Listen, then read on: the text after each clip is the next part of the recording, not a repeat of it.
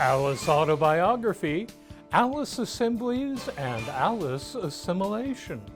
All this and more as the Stafford Weekly News starts now.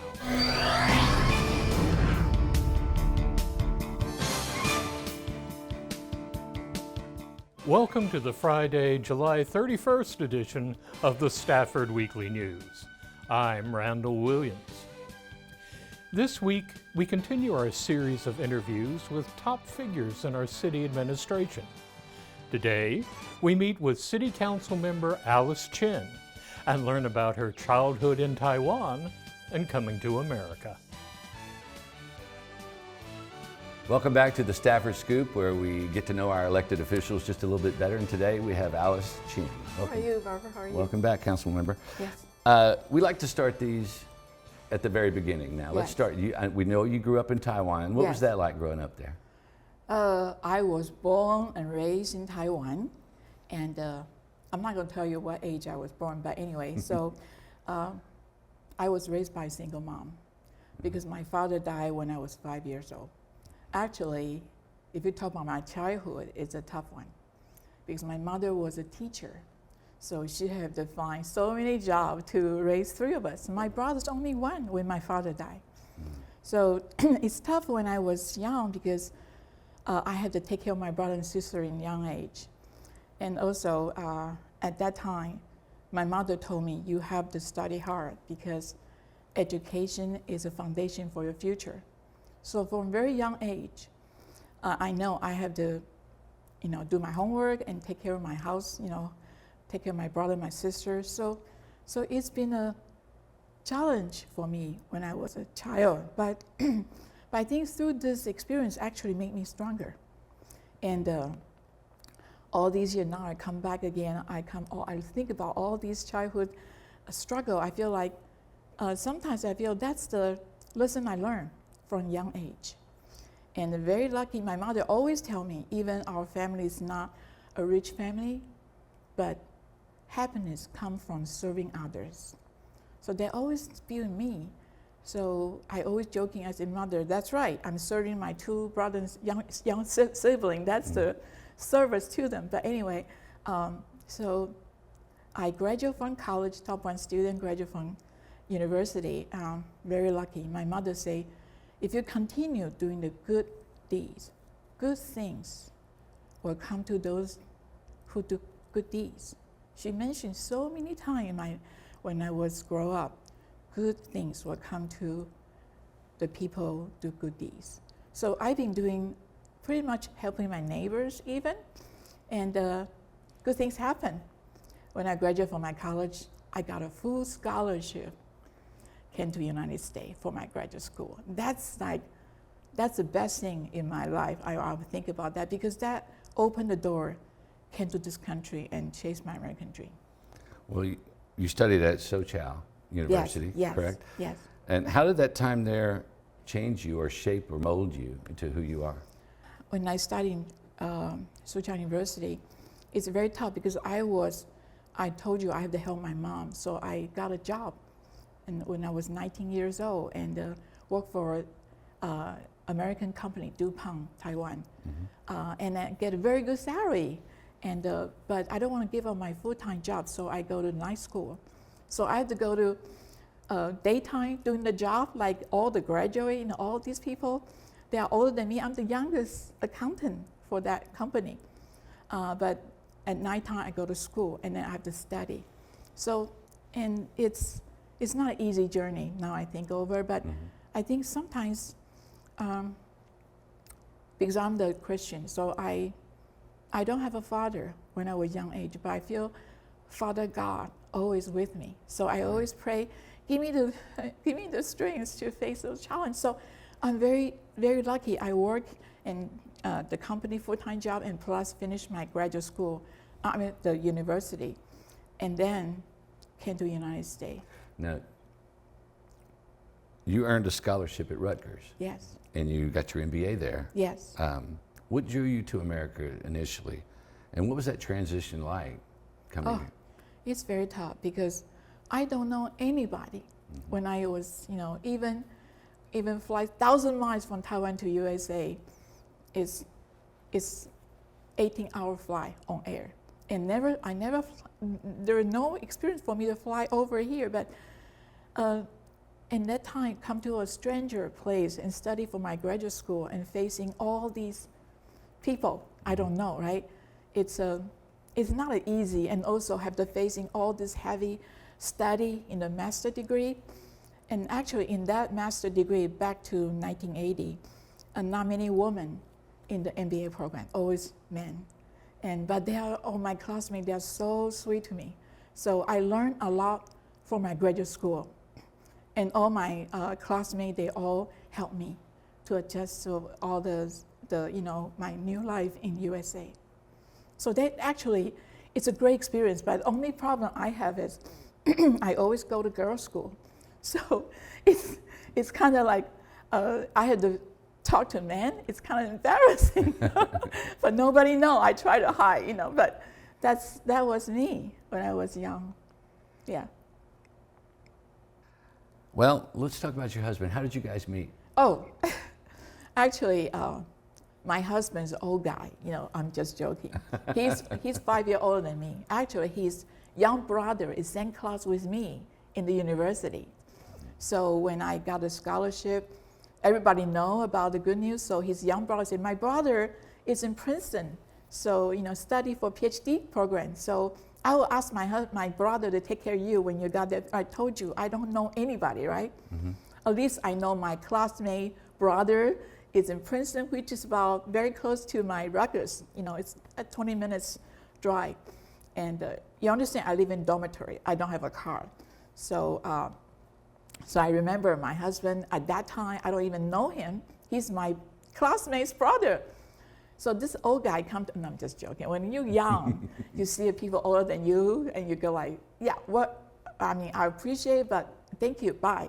Something like that. And he said, I try to see if you need anything. So we started a conversation, and that's how we know each other. Well, both of your children have gone on to as you said, be in the medical profession. Yes. You got to be pretty proud of them. Tell us about them. Oh, my two kids, I guess we all study hard, right? We all, education is so critical. So I told my kids, I said, you only have one future. It's like you have to study hard for your, education. So both my kids are doing a good job from when they were little kids, when I were young. And also I volunteer in school, like PTO, and I know those teachers. And also you see, my two children, they are bilingual. They speak Chinese at home and speak English in the school. And I think that helped me to know more about what they do in school.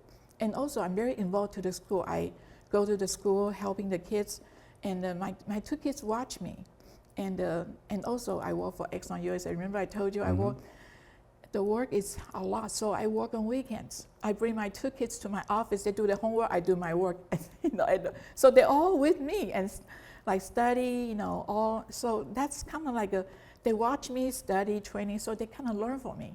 And I'm very, very pleased. Those kids, they go to medical school, and they don't even tell me. They tell me, Mommy, I passed the UT Medical accepting as a student. So I'm very surprised. So I think I told you, God is always take care of me. So the good thing come to my family. Those two kids, they are doing a wonderful job. They be a medical doctor. Actually, my son-in-law, medical doctor too. My daughter-in-law now, they are pharmacists. So they're all in medical field. More Alice next. We continue our interview with Alice Chen as she talks about her work in Houston and politics with Al Green and receiving an award from President Biden. Well, we're talking to Alice Chen here. I wanted to ask you, you've done decades of community service, Yes. things like Hurricane Ike relief, Yes. leadership organizations like the United Way, Yes. Greater Houston, Yeah. Houston PBS, Asian Chamber of Commerce. Yes. It's clear that giving back is part of you, and you mentioned that your mother instilled that into you. Yes. Is that what inspires you to continue that Yes. today, even today? Yes, even today, I believe, actually my grandfather was a mayor in our city. So my grandfather is a public servant. and when I was young age. And he always tell me, serving others is honor, and that's a mission for you. So when I was young, my grandfather actually emphasized helping people. It's honor. You have a chance to give. Mm-hmm. So I always remember, if you do good things, it's especially have some impact, good impact, even a little positive impact. That means you can make a change. So that's very important for me. So I always remember that. And yeah, so I've been doing so many things. Even I will say something to you. Even PBS, I will serve as a board member for Channel 8, Mm-hmm. and they asked me to do the membership drive. 1995, I was first Asian American woman on TV, Channel 8. All night, I invite all the big company, like Asian community company, they come over, answer the phone with different language. Answer the phone, like, membership, remember, call this number, 888, like that. I raised $250,000 that night with the manager, station manager. It's a great experience, but it's just something, sometimes volunteer is fun too. Yeah, it's a fun experience. And you were a community liaison for Yeah. Congressmember Al Green Yes, for over a decade, right? 12 so years. What was the biggest lesson or takeaways that you got from working with him? I see, seriously, Congressman Green, he is a public servant, and he stand for something especially for minority community, and he fighting for the people underserved. Mm-hmm. And he's very firm, he's a strong advocate for people need Medicare, health insurance, all that. And actually, when I work for him, I see the things he did. I really respect him. Even now, he lost the election, but he's still working for the community. And Mm-hmm. I think that is it's a true public servant. I see the spirit in him. Even not many people like him, but I see he's really, Congressman Green, he working, the reason, because I work for him so many hours, I know, he just focus on whatever he's supposed to do. He never think about himself. Community first. So I learned that from him, community first. Well, how did you and your husband balance all the things that you've been involved in with raising your children at the same time? You have to have a life-work balance there. Yes. How did you guys balance all of that? I tell you, and I want to thank my husband, because all this year we don't have vacation. I don't have a long vacation. The most I can have is like 1 or 2 weeks. But usually, my husband very support me. He actually, when I have events, I ask him to come with me, so he know what I do. Otherwise, I notice a lot of politicians, you have to sacrifice your family time. Even my daughter have a birthday, I will miss it because I have a city council meeting, and also I have some community events. My son have some special events. I want him to, he want me to go, but I have to make decision. I think if you're a public servant, you have to put your job first. And of course, sometimes family support is so important. They understand what you do, and they actually, my husband actually, he actually support what I do. So I think that's why I can balance my life and my work. In 2023, you received a Lifetime Achievement Award from President Biden. Tell us what that was like. And you were acknowledged for all the hard work and dedication to philanthropy. That had to be amazing. Be honest with you, I've been winning so many awards during my career. I'm the #1 agency director in the nation when I work for agency director for one of the big company. I in charge the entire agency, doing the budget, I doing the teamwork, leadership. I actually helping training my people. And actually, that actually bring my name out in the community, because I in charge the entire agency and focus on Asian market for Texas. So, and I got some name recognition. And also, as a TV anchor, radio show host, and Congressman Green liaison, I've been every community. So they want the people who recommend who is the one deserve this president, award for lifetime achievement, and you got to have at least 35 years community service to receive it. So I got many community leaders recommend and they suggest I'm the one supposed to receive it. So I don't even know until a week before they tell me you are the winner for this year. I was like so shocked. I said, wow, what a great honor. So that's how I went. And actually that to me is not me. It's the people I work with. That award is not just, it's for the entire community because all these community helped me to have this opportunity to serve. And in a way, it's a serve for the community, and they have to give me opportunity to serve. So I feel like that reward is not just to me, it's to the entire Asian American community. Yeah. Even more Alice, next.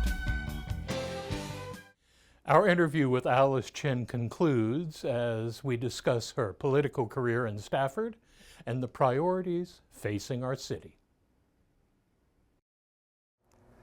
So you've lived in Stafford now for about 30 years. What initially drew you to Stafford? And why do you think Stafford is such a good place to raise children? Stafford is a great city. It's a small city.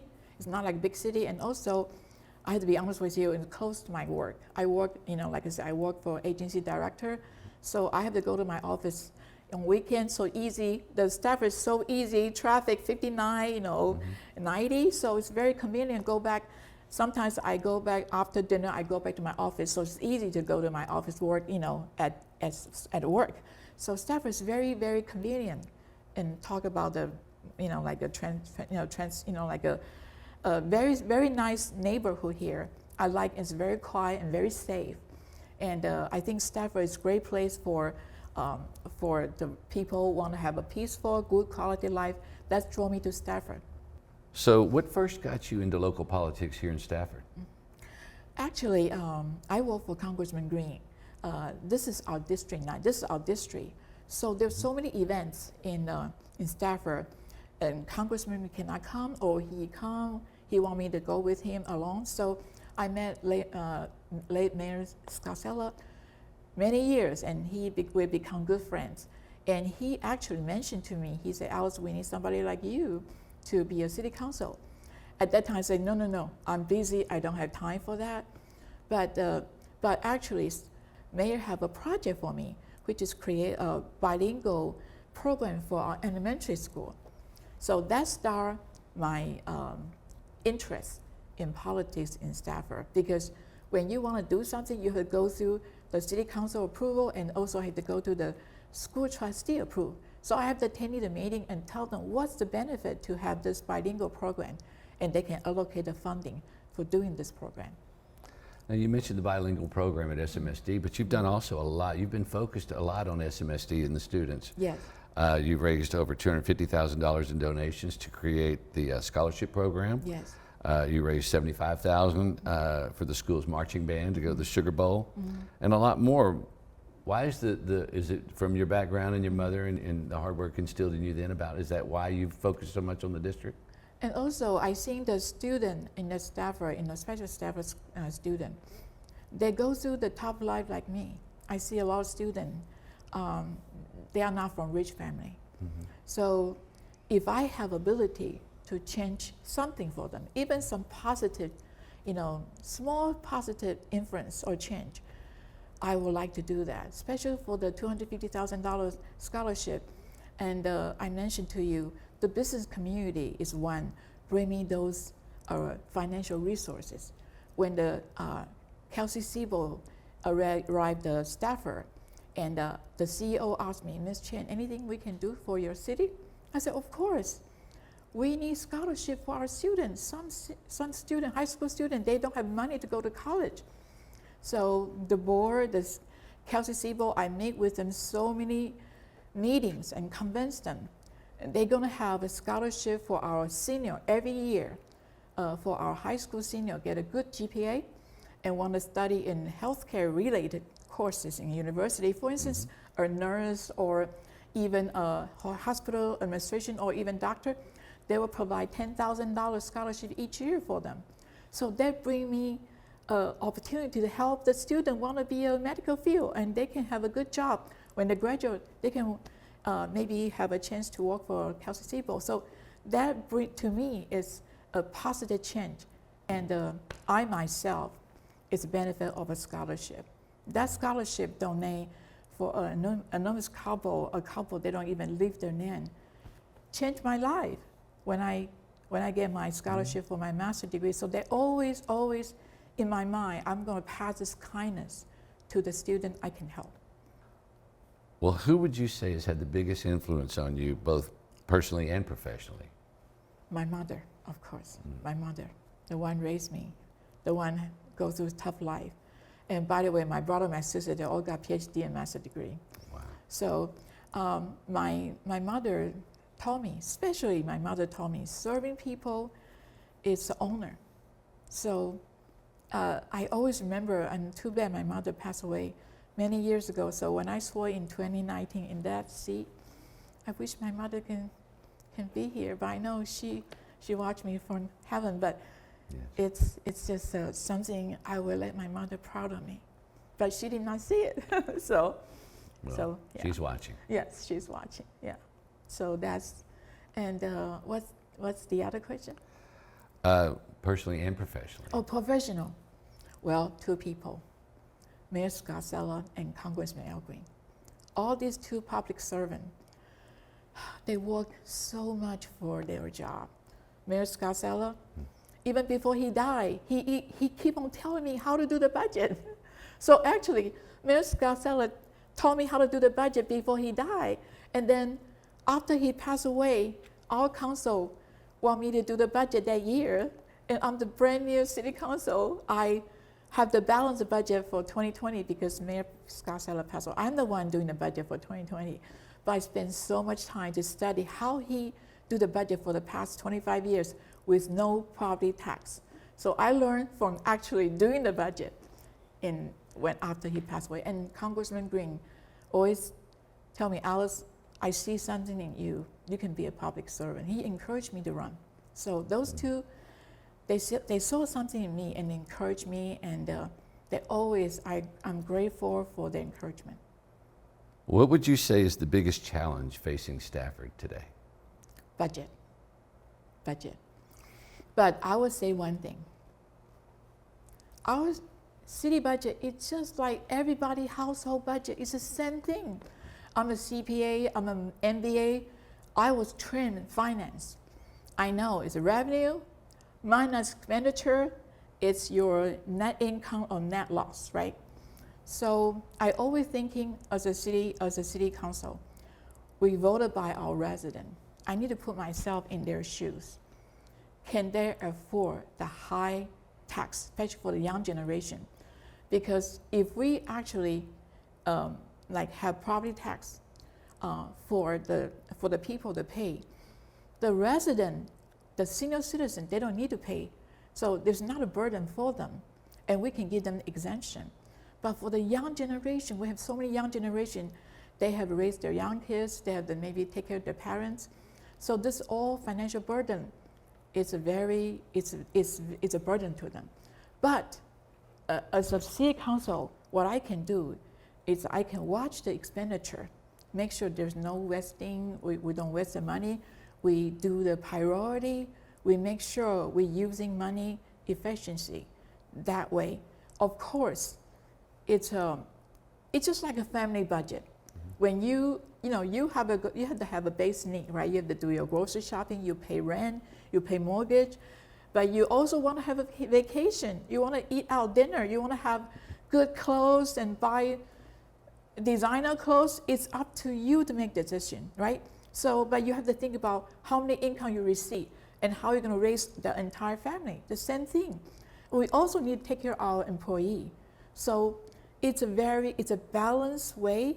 But I think if we all together, council, mayor, and also city employee, we work together. We only doing some essential need, and also if some big project, then we need to tell the resident, we're gonna use money to do this project, are you agree? If they agree, then we do the property tax, and using the strict fund for exactly, for instance, maybe drainage, maybe flooding, maybe repair the road or whatever project, we have to tell the resident why we want this funding and then raise the money just for this funding by voter agree with this. So that's the way I feel, that's the way it should go. Well, what would you say would be the biggest accomplishment you've had since you've been on city council? The biggest accomplishment, I would say, I do my due diligence. As a city council, I have to make some hard decision. But every decision I make in the city council, I study before the meeting for every agenda item. I talk to department head, I understand the situation. When I raise my hand, I was thinking, this is best for my community first. So every decision I make in the council is always better for the city and better for the resident and better for the community. I think that's all I do for the past 7.5 years. All right, last question. What legacy do you hope to leave for the future generations of Stafford? Legacy.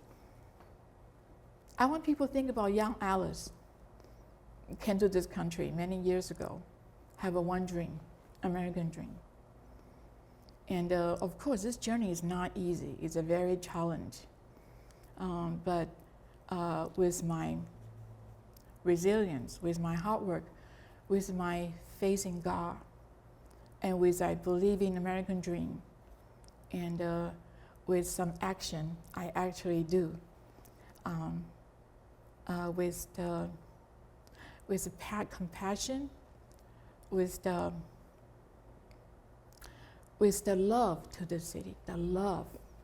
And I want to serve with passion and integrity. I want people to remember one thing, not my title, my service to this community, and my love to this community and to this country. I want to thank you, all these people helped me along the way, because this journey is so challenging. But all these people, they opened their arm. Even the resident opened their arm. They voted me in 2019. That is a great honor. And I hope I did not let them down. But so every day, I remind myself, do more and provide my service, provide my serving heart. That's all I want people to remember me. Councilmember Chen, thank you so much for your time. Thank you. Appreciate you so much.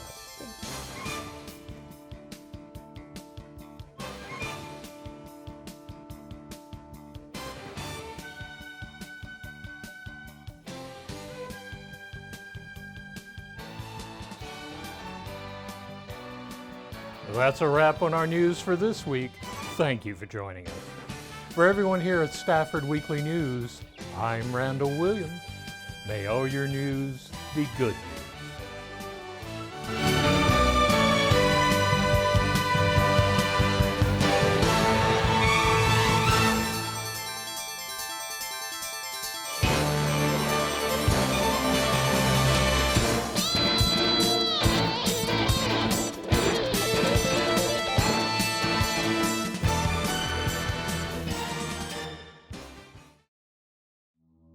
This program was produced at City Hall of Stafford, Texas, in association with Houston City College.